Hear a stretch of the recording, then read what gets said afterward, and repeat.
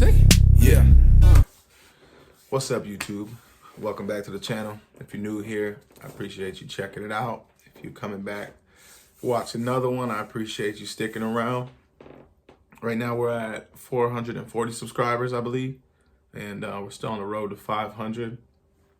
But I do appreciate everybody that subscribe to the channel. If you like the content, please subscribe. You can hit the notification bell. That'll let you know when I drop new videos. And if you like the video, please like the video. You know, it'll help me out and we can spread this information to everybody. But today we're going to be reacting to some more strange and conspiracy TikToks. Let's get into it.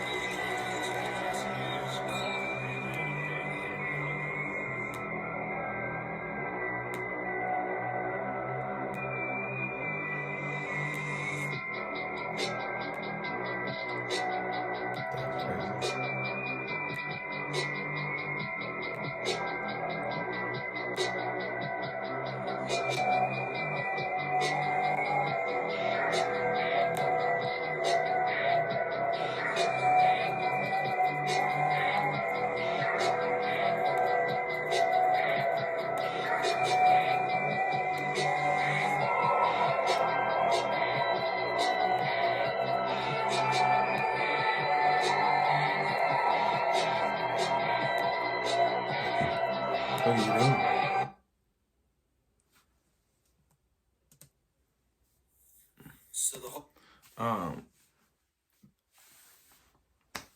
Don't do too much. Sports are too much. I'm with everybody that agrees that I played football in college, ran track in college for a little bit. I mean, for a fair bit, but sports are exactly what like people talk about the Roman Empire. They just keep you busy. And we pay the hell out these athletes. And, you know, it is cool to watch people do stuff I can't, but that, I don't know. Some of that might be coincidence. Some of it was a little wild and trippy. I just don't buy into sports too much. But hey, let me know if y'all think that everything is a glitch like that and phony. How many real people are there? Let me know. Black Friday gimmick no longer works, and as you can see, all the stores were completely empty. These videos that I'm about to show you is going to absolutely blow your mind, all right? So not only are they putting stickers over the regular price and pretending like they're on sales price, they thought that all the gifts were going to go off the shelf like those pumpkin pies. But if you look here in 2010, there were people that were getting trampled trying to make it to the stores to get these deals. And they used to actually have deals. And people would make it there early in the morning to go and fight for these deals, which was crazy, I thought then. But this is crazy. Look at 2023. They've got all this stuff out for the same exact price. Check out what this guy's saying. It's 8:55 in the morning. This guy's in Target. I had to take the music out. He had music that, it would flag the video. He said that there's a huge difference in what's happening now compared to 5 years ago, even 3 years ago. And it's because everyone right now is struggling, is what this guy says. And then they expect us to give all their money to the industry? Absolutely not. People are not stupid. And a lot of people are struggling to even pay their bills. And this guy's right. Look at the difference. Absolutely no one. And I remember a few years ago, it was packed around this time. And look, $5 deals don't exist anymore. If you look at all this, he said there's no deals. And there's multiple videos going viral that I'm going to be posting today that they are actually marking the price up and going back down to the original price. People are in Walmart scanning items that are on sale, and that's the price they are online. What do you think? Comment below. What happens if you put your head inside of a particle accelerator and turn it on? Kind of like this Hot Wheels loop. Particle accelerators accelerate particles to nearly the speed of light. And this guy, Anatoly Bugorsky, was unfortunate enough to stick his head inside of one while it was on, and this is what happened to him. Scientists use these giant circular machines, also known as atom smashers, to see how subatomic particles like protons behave while traveling at the speed of light, doing tests like crashing them into each other and other complex science stuff. And yes, I said at the speed of light. Well, almost close. They get it up to like 99.99999% the speed of light, because 100% is still impossible at the moment, but hey, we're getting close. They do this by accelerating subatomic particles like protons in a long circular vacuum tube that's colder than space. They start off in a smaller loop where they use electric currents from really strong batteries to get the particles moving fast, and magnets to keep the particles on a stable path as they curve through the loop to be fed back into the batteries and get even faster. This feedback loop gets them fast enough until they're fed into a bigger loop to reach even higher speeds. And they inject a second set of protons here so they can play Ring Around the Rosie with each other and just keep getting faster. They're then fed into the final loop where the two sets of protons are accelerated in opposite directions so they could collide into each other and do science. This right here would be the Large Hadron Collider, the biggest particle accelerator in the world at 27 kilometers in circumference, where the protons travel the entire circular distance more than 11,000 times per second. So yeah, it's fast. The LHC is in Switzerland. It contains 1.8 billion kilometers of wires, enough to go the distance of not around Earth, but of Earth's entire orbit around the sun twice, or from the Earth to the sun and back 6 times. Anyway, so that's cool and all, but now that we know what a particle accelerator is, let's put our head inside of one. On July 13th, 1978, a scientist named Anatoly Bugorsky was working on the U-70 synchrotron particle accelerator just outside of Moscow, which is much smaller at 1.5 kilometers, but the speeds are pretty much the same. So there was an experimentation room in this lab where the accelerated protons are exposed to open air for a brief moment, and they had bare safety measures in place to make sure that no one walks in when a live beam is going. But Bugorsky showed up to the room 5 minutes earlier than he was supposed to. Somebody forgot to lock the door, and the emergency light that signaled a live beam burnt out. Say hello to Murphy's Law. He enters the room and doesn't realize there's a beam of protons traveling through the open air in front of him because they're both silent and invisible. He bends over to have a look at a few monitors and accidentally puts his head directly into the beam of trillions of protons traveling basically the speed of light. That's 76 billion electron volts of energy passing through his skin, skull, brain, and out the other side. But the craziest part, he felt no pain at all. And there wasn't even a hole in his head. That's because protons are so small that they physically passed in between the empty space of the atoms in his own head. And the voltage didn't stop in his head, it just passed right through it, which is why he didn't die from 76 billion volts. All he reported was his entire field of vision being overcome with a light brighter than 1,000 suns, but a light that only he could see. This light was inside of his head. He kind of tripped out for a sec, but once he realized he was fine, he logged the experience and went home without telling anyone. But the next day, his head started to swell, so he went to the doctors, and they calculated the exact path the protons passed through his head in. Although he survived, in the years to come, he lost hearing in his left ear, started having episodic seizures, and the nerves on the left side of his face were destroyed, freezing his facial expression in place for the last 45 years. Do you remember the monolith? Yo, that one is wild. I've never considered what the, I've always considered the, CERN, opening portals and whatnot, but I've never thought about what would happen if you got caught up in there. That's crazy. I don't know. I'm gonna have to watch that back. I feel like I heard something back there. Maybe it was my chair. Oh, but that's crazy. Wicked, wicked, wicked. Back from 2020, there was the one that was found in Utah, and then one appeared in Romania, and then one showed up in California. A fourth one showed up in Las Vegas. And then after the Las Vegas one was the one in Great Britain. Those ones were the ones that got the most publicity, but there was another one found in New Mexico and in Canada, but there are even more than just these ones. And I know there was a YouTube group who said that they were the ones that built the monoliths and put them there. And then another group of artists came forward and said they were the ones who put the monoliths there. And it just seemed like everybody wanted to be responsible for the monoliths. And out of nowhere, the monoliths just vanished. It seems like there's hella people that stepped forward and said it was them and claimed responsibility, and multiple people had proof that they were the ones building them. I thought it was super weird when I was Googling it and trying to find any information, and it said 2016. Like, it was 2020, and then created in 2016. Any other information I tried to search for, it said that there was no answers. Like, something went wrong, something went wrong, something went wrong. So I'm like, what went wrong? What? Am I missing something, or is there something weird going on? I was not 2016. That's all I know. You can heal instantly anything, absolutely anything, any disease. Shout out Dolores Canab, but no. That was like 2019, 2020. I remember during COVID finding out about all that and just thinking like the world is going crazy. Wasn't no 2016. What was happening in 2016? What? I had just gotten back to college. No. Is any illness everything? I have them coming It's in the with 2020s. every illness you could possibly think of. I see miracles every day in my office. And they wanted me to teach this method so everybody would know the importance of how you can use your mind. You have no idea how important, how powerful your mind is. You are a great and powerful creature. You should never ever be sick. No aches, no pains, nothing. Because the body is a miraculous machine that's been created and perfected to take care of itself and heal itself if we don't interfere. So that's what I'm trying to show people. If you have an illness or something, you have done it yourself. You make yourself sick. And some of my clients say, what do you mean I don't want to be sick? But if the mind is that powerful that you can make yourself sick, it's also powerful enough to heal you. We find out, why did I do this to myself? And that's what I teach in my technique, is how to find this. And I've been perfecting this technique now for 45 years.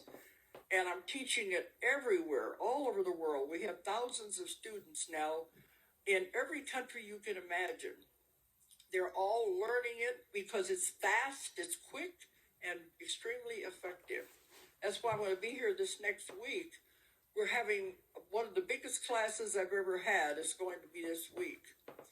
Level 2 starts tomorrow. But then we have level 1. We've got about 120 people in that class. The largest one before that was one in Australia when I had over 90 something. And I have doctors, psychiatrists, all kinds of medical personnel are taking the classes and incorporating this into their practice. So you see, I've come a long way since the 60s. But that's the idea, is to show people you're more than just a physical body. You have such wonderful capabilities. And now is the time to bring all of this back and to show other people how we can do it ourselves, how you can use the power of your mind. So it's no longer a pipe dream. It is really happening. But they have told me many times through my clients, you find your passion. You find what you're really supposed to do, what you're here for. You don't get sick and you don't age because you're doing what you're supposed to be doing. I can see that. And you're happy doing it. So that's probably why they said I found what our mission is after raising a family and doing all this other thing. That's why I said I've had several lives in one. You know, my husband was in a wheelchair for 25 years after he was almost killed in the Navy and his body was crushed. So we had to get all that behind us and raising a big family before the universe said, now it's time to step into this role. So I know things got a little scary yesterday. Shout out Dolores Canab. Yeah, I like that. Mind over matter for sure. I think more people could practice that. And I think the reason no one believes in mind over matter is because they're so busy accidentally, subconsciously using their mind in a negative way.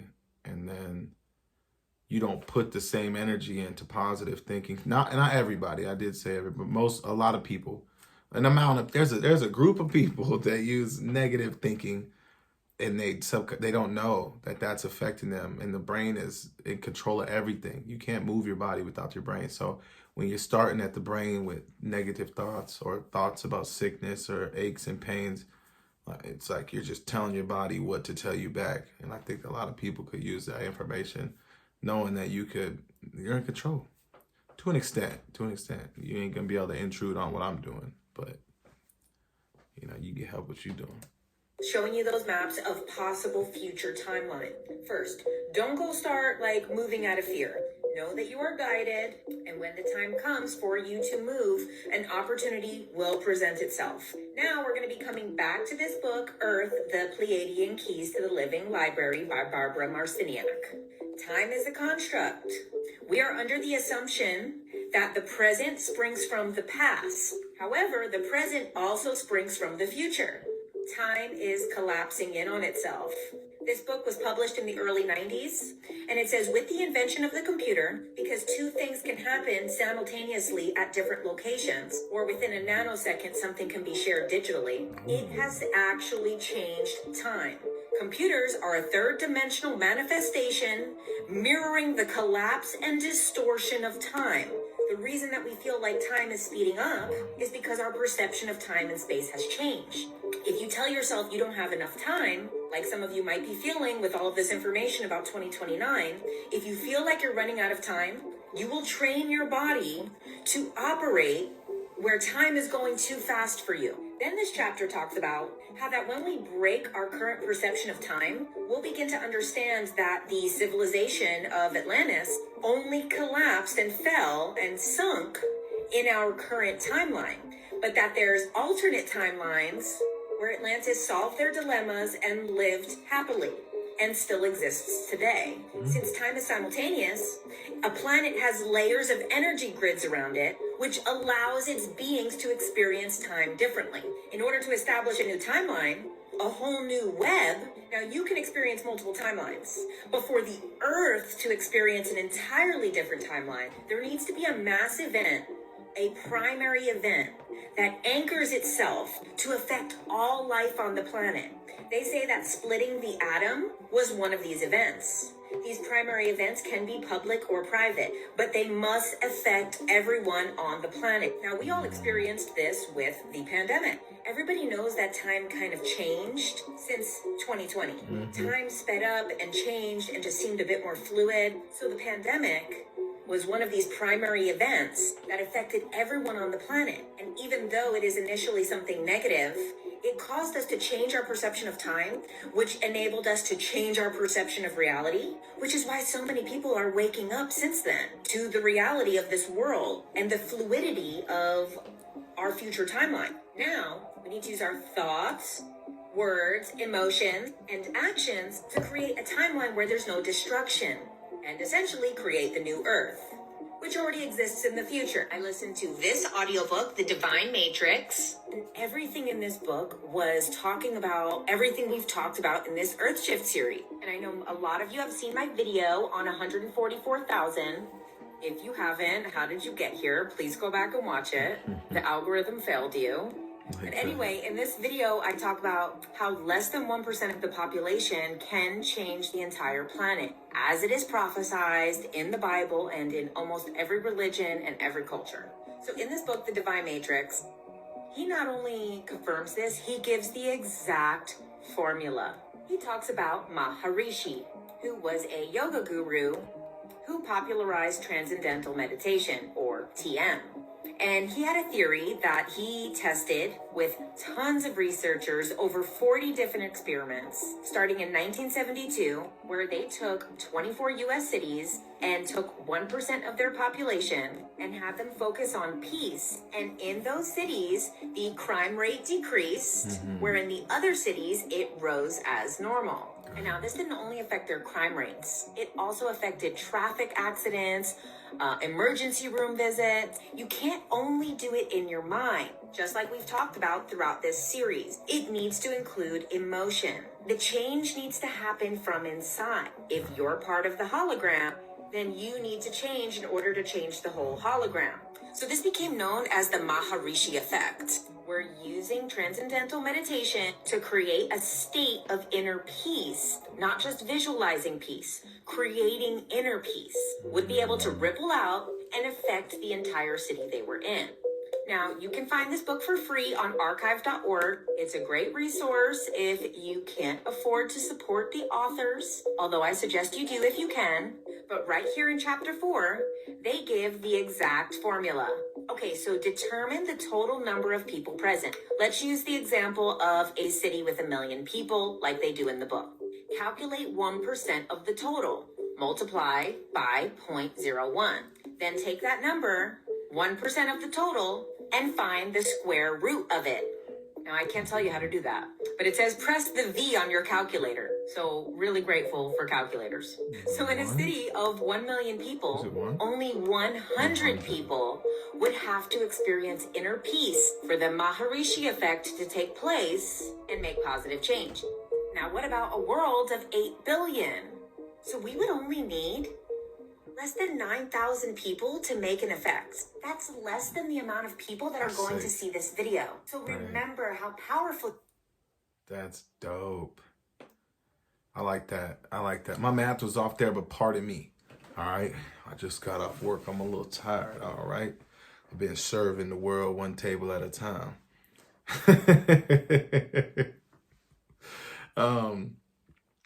I like that because I've always thought about how like vibes work, and I've you know, as we do in these rabbit holes, we learn and we investigate and we discover.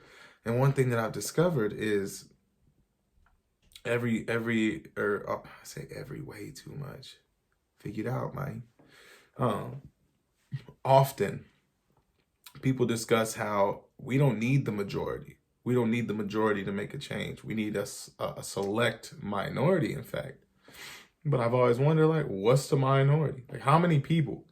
You know, I've seen some people like, I mean, I would, if you're into like the whole alien thing, it's like Ishmael Perez or what's the other dude? I mean, there's so many. I wish I could.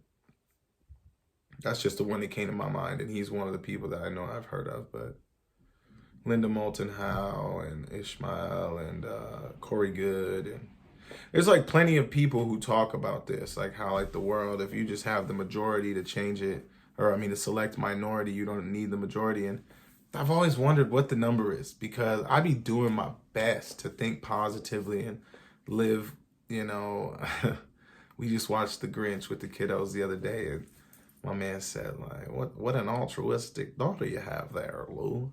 But yeah, I try and live altruistically. Like, I'm doing it for the good of everybody. I try not to live selfishly, but that's cool. If that's accurate information, man, that's exciting, because we're well past that. There's many more than 8,944 and a couple infants in there. The 0.27. But that's it for tonight. I'm about to get me a little bit of sleep, you know what I'm saying? But I do appreciate y'all taking your time. So if there's any questions you got, comment down below. If y'all want to discuss anything, let me know down below. And again, if you like the content, please subscribe. I appreciate y'all time. And with that, that's another one. I'll catch y'all next time. Now. Yeah. Say.